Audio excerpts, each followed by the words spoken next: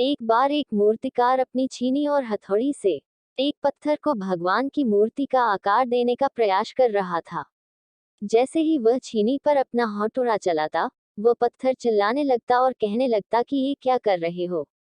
मुझे इतना मार क्यों रहे हो? मुझे बहुत दुख हो रहा है, तकलीफ हो रही है, पीड़ा हो रही है। मुझे अपने हाल पर छोड़ दो और यहाँ से चले जाओ। मूर्तिकार ने उस पत्थर से कहा, मुझे बहुत अच्छे से पता है कि तुम्हें बहुत ज्यादा दर्द हो रहा है, तकलीफ हो रही है और तुम बहुत ही ज्यादा पीड़ा में हो।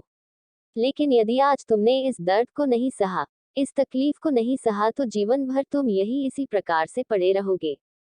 मुझे पता है कि तुम में आगे बढ़ने की अपार संभावना है। तुम एक बहुत अच्छे पत्थर हो, लेकिन यदि तुम इसी प्रकार से रहोगे तो कभी भी आगे नहीं बढ़ पाओगे। इतना कहकर मूर्तिकार औजार उठाए ही थे कि पत्थर फिर से चिल्लाने लगा, गिड़गिड़ाने लगा, विनती करने लगा कि मुझे अपने हाल पर छोड़ दो। मुझे पता है कि जीवन के लिए कौन सी चीज सही है और कौन सी चीज गलत है। मुझे बहुत ज्यादा दर्द हो रहा है, अब मैं इस तकलीफ को बहुत ज्यादा नहीं सह सकता। मैं जिस हाल में हूँ उस हाल में छोड़कर मुझे तुम यहाँ से चले जाओ। उस मूर्तिकार फिर से उस पत्थर को समझाने की कोशिश की, ज्यादा अधीर मत बनो और अपने सब्र को बनाए रखो। थोड़ी देर और इस दर्द को सहो, यदि इस दर्द को सह लिया तो मैं भगवान की मूर्ति के रूप में तुम्हारी स्थापना करवाऊंगा और फिर दूर दूर से लोग तुम्हारी लोग पूजा करने आएंगे और पंडित और लोग तुम्हारी सेवा करेंगे। लेकिन पत्थर ने उस मूर्तिकार की एक भी बात नहीं मानी, वह चिल्लाता रहा और अपनी बात पर अड़ा रहा। मूर्तिकार में उस पत्थर को समझाने की बहुत कोशिश की, लेकिन वो पत्थर नहीं माना। अब मूर्तिकार भी थक चुका था और वह उस पत्थर को छोड़कर आगे बढ़ गया और थोड़ी ही दूर जाकर देखा कि एक और बहुत ही अच्छा पत्थर वह पड़ा हुआ है। उसने छीनी और हथौड़ी उठाए और उस पत्थर को मूर्ति बनाने के लिए वो तैयार हो गया। मूर्तिकार ने छीनी और हथौड़ी का वार दूसरे पत्थर पर जारी रखा। दूसरे पत्थर को भी दर्द हुआ, तकलीफ उससे भी हुई, लेकिन उस पत्थर ने बर्दाश्त कर लिया और देखते ही देखते थोड़ी समय के बाद उस पत्थर ने भगवान की मूर्ति का रूप धारण कर लिया। थोड़ी दिन बाद उस मूर्ति की एक मंदिर में स्थापना हो गई। धीरे धीरे करके लोग वह पूजा पाठ करने आने लगे, लोगों की मन्नतें वहां से पूरी होने लगी और वह मंदिर बहुत ही ज्यादा प्रसिद्ध हो गया।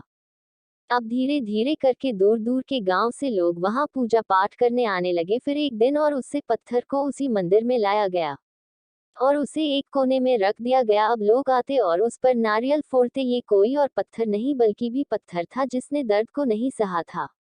अब वो पत्थर मन ही मन बहुत ज्यादा पछता रहा था, दुखी हो रहा था और अपने आप से कह रहा था कि काश मैंने उस दिन उस दर्द को, उस तकलीफ को सह लिया होता तो आज लोग मेरी भी पूजा करते। इसलिए आप भी अपने जीवन में हमेशा याद रखिएगा कि जब भी आप अपने करियर की शुरुआत में किसी काम को कर रहे हो, पढ़ाई कर रहे हो या कोई भी काम कर रहे हो और उसमें आपको दर्द हो रहा है, तकलीफ हो रही है, ज्यादा मेहनत करना पड़ रहा है, तो आप रुकिएगा मत, किसी और रास्ते की शुरुआत मत करिएगा। क्योंकि कोई और रास्ता आपको सफलता नहीं दे सकता है। आपको उस दर्द को, उस तकलीफ को सहना ही होगा और उस दर्द को, उस तकलीफ को सहकर आप ज्यादा मजबूत बनेंगे और तभी आप अपने जीवन में आगे बढ़ पाएंगे। और जीवन में हमेशा याद रखिएगा कि आपको पहले पत्थर की तरह नहीं बल्कि दूसरे पत्थर की तरह बनना है। आपको हमारी कहानी कैसी लगी नीचे कमेंट लाइक करके हमें जरूर बताइएगा। अगर आपको ये कहानी पसंद आई हो तो अपने दोस्तों के साथ जरूर शेयर करें और ऐसी ही प्यारी कहानियां सुनने के लिए हमारे YouTube चैनल को सब्सक्राइब करें।